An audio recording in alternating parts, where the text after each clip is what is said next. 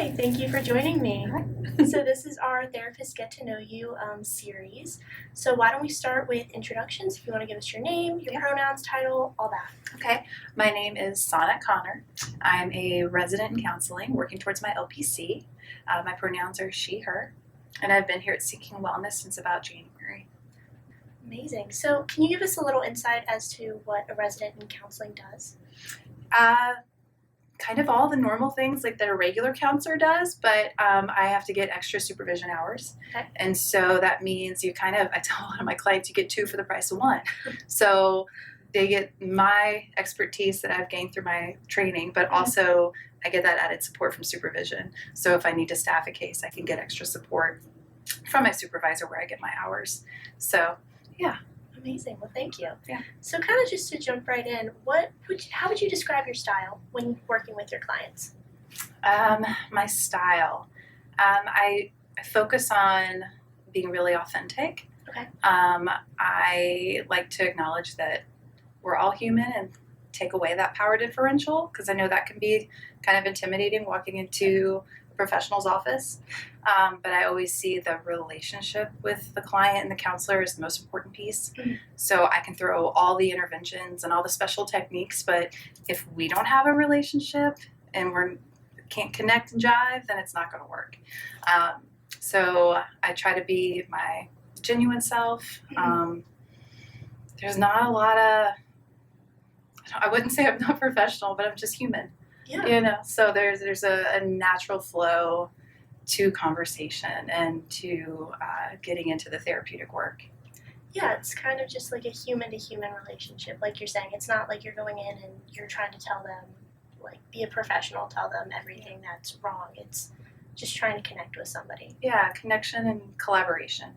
I love that. So would you say authenticity is the most important piece to creating a good or a trustful client-therapist relationship? Oh, yeah. And I think that's a big goal in counseling, too, is helping the client get in touch with their authentic self. Mm-hmm. And part of that is by modeling it yourself, right? So as the counselor, being my authentic self. And it's not in the way of like, I'm going to tell them all my dirt, Right. But in a way that helps them feel safe and comfortable, that we can explore these things without judgment, so that you can be your true self or find out what that looks like. Yeah, because I think we're in a time right now where identity is so important, and finding how authenticity works in our daily lives and having that space to be, or at least to find what authentic means to you. Yeah. I think it's really important. Yeah. So what are some populations or issues that you're particularly passionate about? Definitely working with children, Mm-hmm. elementary age children. My history is I taught elementary music for 15 years before I switched careers. Okay. So I do bring a lot of like holistic and alternative music and art into my practice. Mm-hmm. It's just a part of who I am, my authentic self, but also just a part of what I bring into therapy. And I love using therapeutic play. And so elementary age kids, but I work with a lot of experience in substance use. I did a lot of training working at a rehab, and so I do have a lot of clients that are in recovery from addiction, a lot of clients who have had loved ones in addiction, and healing through that. I also do a lot of trauma work, so a lot of work going into some of the harder things, and being very trauma informed and careful with that, because it can be, you want to be sensitive to opening Pandora's box and not saying like, okay, bye, have a good day. Right. But like still being able to do that work, find that healing, but still equip folks to be able to still go about their life while doing that healing work, especially if it's intensive trauma therapy. Right, because it can be hard to, like you say, open the box. Yeah. And we're afraid of what's inside the box and how it's going to affect us outside of, the office or the safe space that we've created. Yeah. So I do a lot of that. But yeah, so at this point too, being in residency, I'm working with all ages. Mm-hmm. Yeah. Interesting. I love that you integrate music and art into your work. I feel like that's something that you don't hear a lot of maybe in mainstream, where it's starting to become more popular.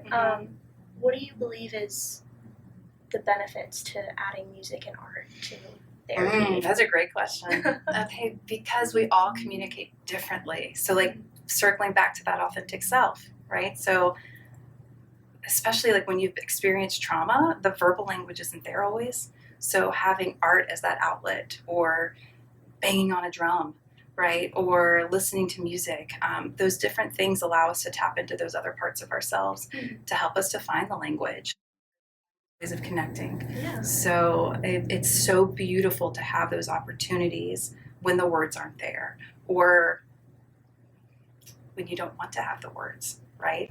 And a lot of this stuff, a lot of the things we experience are stored in our body and in our nervous system.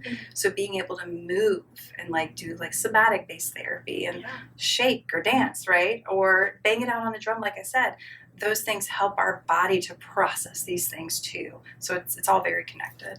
Yeah. Interesting. And I guess that ties back to just humans in general. I mean, we have our culture, we have our music, our art, and it's a form of expression. Absolutely. Absolutely. Interesting. Yeah. So, what would you say to somebody who's starting therapy? Like, what's a piece of advice you'd give someone? First, it's like dating. So, and that's so hard to tell someone, even myself. I have my own counselor, right? I think it's important to not give up if you and the counselor don't click right away. Gotcha. And that's a hard ask, because you're being asked to go into that first intake session and like bear all your dirt, right? And open the Pandora's box, because that's what intakes are. And so then if it doesn't click, then you got to go do that with somebody else. And that's really hard to ask. But the thing is, when you do find that connection and a counselor that you do work well with, beautiful things can happen and change and healing happen. So to not give up, that there are some bad stories out there, but not all of it is bad, right? There is a lot of good, and it's finding what fits for you, but also give it like a month or two, right? So like when you start, because that again, like dating, right? It's getting to know each other, and we call that like building the rapport, building the trust, getting to know those authentic selves. Oh my gosh, that word is like too much today. So it all comes back to that, right? Of exploring that and having a willingness and an openness. I'd also encourage someone to try to be as honest as they can. Because as your therapist, like, we don't want to harm you. We don't want to hurt you. If you're coming in and you're like, God, I can't believe she talks to me every time. I wish we could do some art, right? I would want to know that, right? I can't know that if you don't tell me. So certain things of, I really wanted you to do like trauma therapy with me, but we don't talk about it. Oh, okay, well, I can be more directive and I can do that. But it is this collaborative part, right? So that's another piece I think would be important for folks to know.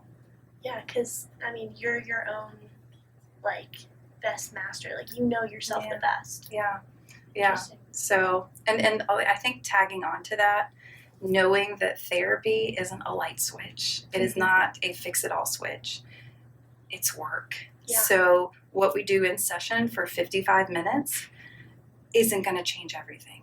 So you have to keep doing that work. So like a lot of folks, if it's like mental ruminations, right, and certain ways of thinking, you have to practice those skills. And that's where the change comes. So I'm not here as a magic genie. And I think that could be frustrating, because some folks come into therapy thinking, great, I'll go to therapy for a month or two and all my stuff will be fixed.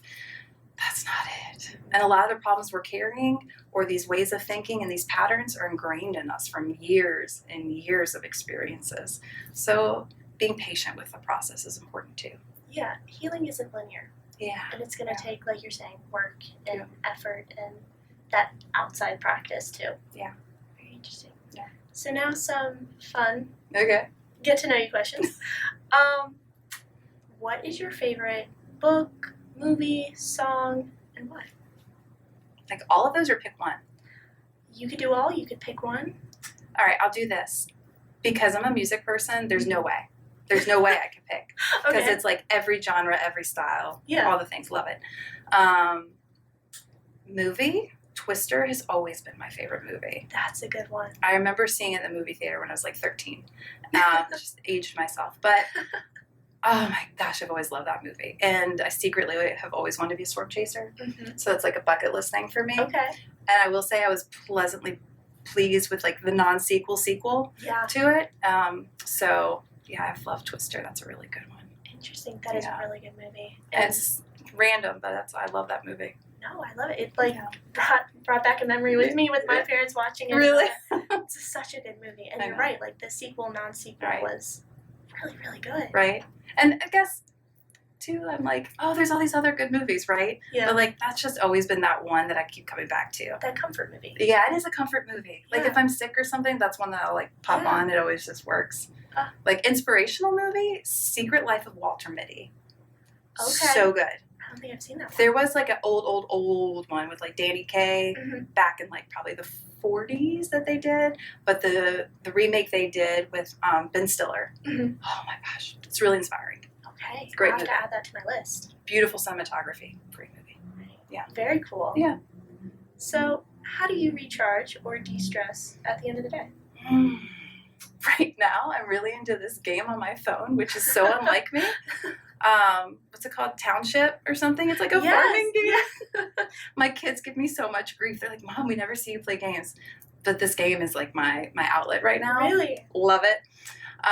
But other than that, I love being in nature, yoga, walking my dogs, being with my kids, my garden. I have a vegetable garden. That's a good I love one. my garden. That is, I talk to my plants. You have to. You have to. Right? Yeah. I'm grieving. I think some deer ate some of the tomatoes. So, yeah. Oh, that's the worst. Right.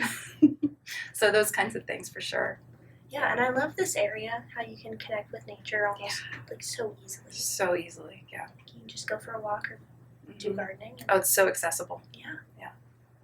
Last question. If you had a superpower for a day, what would it be and why? Oh, I don't even have to think. Flight. Really? That's always been it. Yep. Always like would love to be able to fly. Like Why's just that? the freedom of it. Okay. I think when I was a kid, I would have all these dreams where I could fly. And I think as I've gotten older, they stopped. Right? Like how sad. That's like, you know, like adulting. Right, like growing up. Yeah. And, yeah. So, but I remember that sensation and how beautiful and freeing that was. So I've always thought it would be the coolest to be able to fly. That is really cool. Yeah. I love that. Yeah. Well, thank you so much for joining us. Thank you, Katie. And we'll hope to see you soon. Yeah.